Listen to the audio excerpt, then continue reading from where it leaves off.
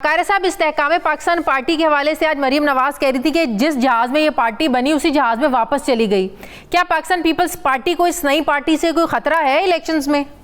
देखिए, बात खतरे की है नहीं, लोगों की अपनी चॉइसेस होती है, ये free will of the people है। अगर कोई जमात बनाना चाहता है तो बनाए। हाँ, एक बात का हमें ख्याल रखना चाहिए कि अगर जमातें एक्सटर्नली बनाई जाएं, इंडिजिनसली ना बने, तो वो लंबा अरसा सर्वाइव नहीं करती, वो पॉलिटिकल कल्चर का हिस्सा नहीं बनती और इससे पॉलिटिक्स का फायदा नहीं होता। लोगों की उनके साथ एक लंबे अरसे के लिए अटैचमेंट नहीं बनती, क्योंकि वो किसी असूल के तहत नहीं बनी होती। लिहाजा ये ख्याल करना चाहिए। बाकी ये बात तो दुरुस्त है ना कि पीटीआई की बहुत बड़ा हिस्सा वही था जो जहांगीर तरीन साहब के जहाज में बैठ के आया था और वो जहाज में बैठ के वापस चला गया। ये बात तो अपनी जगह दुरुस्त है, लेकिन अगर कोई इंडिजिनस जमात बन रही है तो उससे किसी को क्या खतरा, या खतरा हो या ना हो, ये क्या माने रखेगा? बन रही है या बनाई जा रही है? मैं तो इस वक्त मुल्क में नहीं हूँ, दोनों तरह के तासर मौजूद हैं। लेकिन एक बात यह है कि जो लोग गए थे खान साहब के साथ, वो सीटें लेने ही गए थे। किसी असूल, किसी नजरिए, किसी तब्दीली की वजह से तो गए नहीं थे। वो किसी ख्वाब देख के तो नहीं गए थे। लिहाजा अब जब उन्हें समझ आया कि यहाँ से सीट नहीं मिलेगी तो उन्होंने अपने लिए नई लोकेशन तलाश कर ली है। वो बाकी जमातों के साथ भी रवाबत कर सकते हैं, लेकिन अब ये कितने सक्सेसफुल होते हैं ये तो नहीं कहा जा सकता। इलेक्टेबल्स के वोट की अहमियत होती है या पार्टी की, पार्टी के नज़रिए की, या आप ये आज समझते हैं कि जितने भी लोग छोड़कर गए हैं इनका अपना वोट तो था नहीं, वोट तो सारा तहरीक इंसाफ के चेयरमैन के नाम का वोट था? नहीं, ऐसा नहीं था और ऐसा होता नहीं है। जमातों का वोट भी होता है और अनफॉर्चुनेटली ओवर द ईयर्स हमने सियासी जमातों को कमजोर करते करते अफराद को दौलत की बुनियाद पे, कबीले की बुनियाद पे, उनके अपने लोगों से ताल्लुक की बुनियाद पे, रियासती सपोर्ट की बुनियाद, हमने अफराद को बड़ा मजबूत कर दिया है। ये अमल जो सियासी प्रोसेस के लिए, जमहूरी प्रोसेस के लिए ज़ाहिर कातिल है कि अफराद ताकतवर हों और जमातें कमजोर हों, कबीले और मसलक की सियासत ताकतवर हो और पॉलिटिकल प्रोसेस कमजोर हो, दौलत का बेपनाह इस्तेमाल हो और असूल पीछे रह जाए, ये बदकिस्मती है। लेकिन और इसीलिए हमारी जमहूरियत पनप नहीं रही। लेकिन ये हमारे मुल्क का एक मुरवजा इस वक्त कानून, इस वक्त प्रैक्टिस बनी हुई है। और इलेक्टेबल्स का अपना एक वोट बैंक होता है, किसी का थोड़ा है, किसी का ज्यादा है, उसका और हालात का और जमात का, ये तीनों वोट इकट्ठे होते हैं तो ही बात बनती है। और ये बात भी दुरुस्त है कि लोग हवा का रुख देख के भी, एक तबका है, एक खास परसेंटेज है लोगों की जो ये देख के कि हुकूमत किसकी आने का इम्कान है उसकी तरफ झुक जाते हैं। सही। जरदारी साहब ने जो चंद रोज पहले बात की कि इन लोगों में हिम्मत नहीं है कि 2 महीनों में इंतखाबात करवा सके, इलेक्शंस तब होंगे जब मैं चाहूंगा। समझ में नहीं आता यहाँ फैसले शख्सियात के मोहताज होते हैं या आइन और कानून के? देखिए, फैसले तो आइन और कानून के मोहताज होने चाहिए। अफराद उस पर इफेक्ट जरूर कर सकते हैं, लेकिन फैसले आइन और कानून के मुताबिक होने चाहिए। ये जो पिछला अदालत का फैसला आया पंजाब के इलेक्शन का, हमारी दानिश में एक तो वो अदालत का रवैया दुरुस्त नहीं था, दूसरा इमरान खान ने उसको एक ब्लैकमेलिंग के हथियार के तौर पे इस्तेमाल किया था, असम्बलियां तोड़ के। हम उस वक्त भी, मेरी जमात और मेरी क़यादत ने कहा था कि हम अर्ली इलेक्शन के खिलाफ हैं, लेकिन हम डिलेड इलेक्शन के भी खिलाफ हैं। और जरदारी साहब ने बड़ा वाज़ेह कहा था कि जो कोई डिलेड इलेक्शन का सोच रहा है वो कोई अहमकाना सोच है, बचगाना सोच है। अब इसके बाद जो सूरत हाल खान साहब ने खड़ी की है 9 मई के बाद, वो खान साहब की अपनी पैदा करदा हालात है। अनफॉर्चुनेटली उससे ऑलरेडी इस पे शकूक के बादल थे और हम कह रहे थे कि कोई शक वाली बात नहीं, इलेक्शन होंगे और टाइम पे होंगे।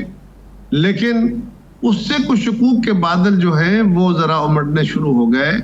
लेकिन हमें यकीन है कि पाकिस्तान के अंदर जो आईनी तरीकाकार है उसी के अंदर रहते हुए इलेक्शन। तो इस वक्त इफेक्टिव कौन है, नवाज शरीफ साहब या जरदारी साहब? आपने कहा ना कि आइन और कानून के मोहताज तो होते हैं, दोनों ही इफेक्टिव है। अच्छा, दोनों ही इफेक्टिव है। जरदारी साहब भी बहुत इफेक्टिव है, नवाज शरीफ साहब भी बहुत इफेक्टिव है, मौलाना फजलुर रहमान भी बहुत इफेक्टिव है, और ये इकट्ठे हैं तो ज्यादा इफेक्टिव है, अलग अलग हैं तो उतने इफेक्टिव नहीं है।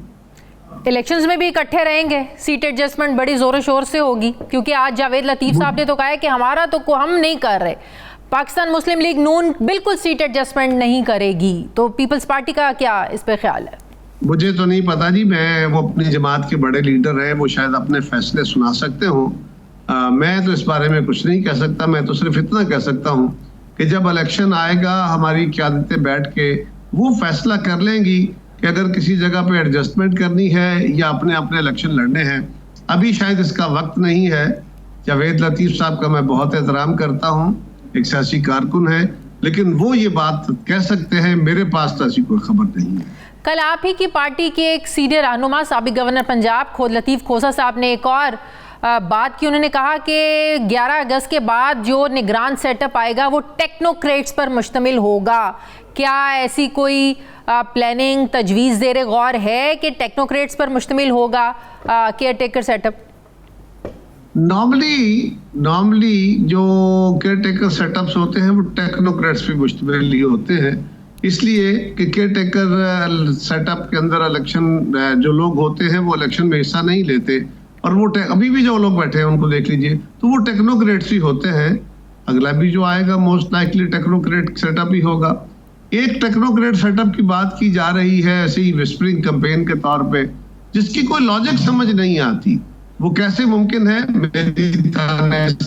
तो सब मुमकिन नहीं है। पाकिस्तान के आइन के अंदर रहते हुए एक बड़े अरसे से एक डिबेट थी कि पाकिस्तान के हालात इतने खराब हैं कि सियासी जमातें अपने तौर पे जब सियासी हुकूमतें बनाती हैं तो ये लोगों के दबाव में, ये मुख्तलिफ ग्रुप्स के दबाव में होती हैं, और इकोनॉमी को और दीगर अशिया को और दीगर चीज़ों को ठीक करने के लिए जिन फैसलों की ज़रूरत है वो फैसले करने से कासर रहती हैं कि लोग नाराज हो जाएंगे, जमात नाराज हो जाएगी।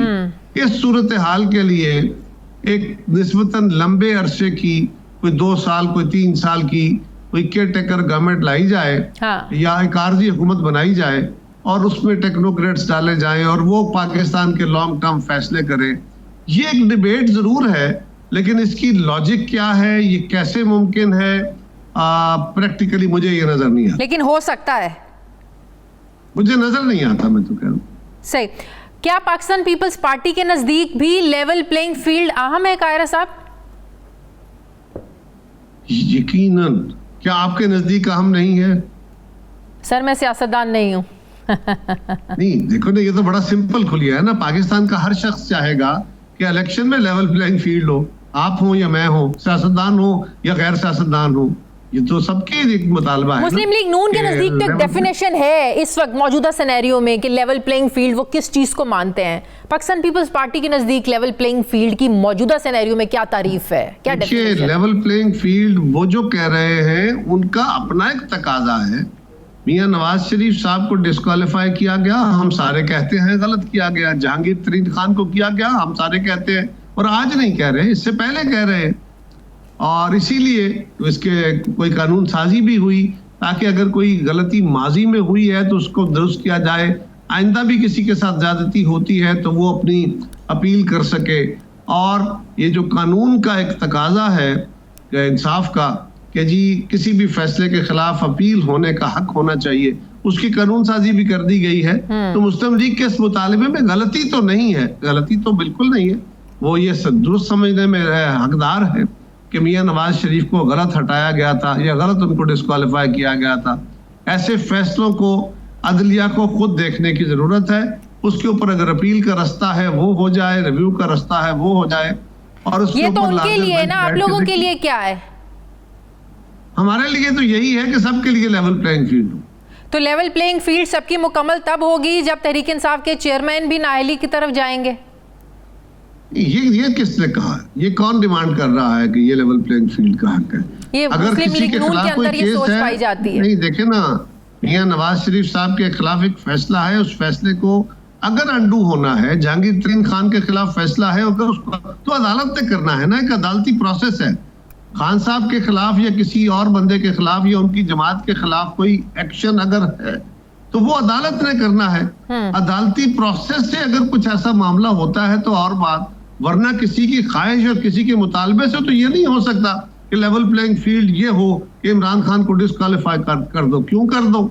अगर उनके खिलाफ कोई केस है वो अदालत में जाए, और अदालत अगर उनको करती है तो और बात है, नहीं करती तो बाकी लेवल प्लेइंग फील्ड तो यह है कि सबको इक्वली ट्रीट किया जाए। बिल्कुल, ये अदालतों का इख्तियार है। तो क्या आप नहीं समझते कि अगर नवाज शरीफ साहब इंसाफ चाहते हैं, बकौल आपके भी, अगर आप लोग भी ये समझते हैं कि ज्यादती हुई, तो इस ज्यादती का अजाला पाकिस्तान वापस आकर इन अदालतों को फेस कर कर ही मुमकिन हो सकता है, या वहां पर बैठे बैठे ही सब कुछ हो जाए, उनकी सजाएं भी खत्म हो जाए, नाअहली भी खत्म हो जाए? क्या ये पॉसिबल है या हो सकता है ऐसे?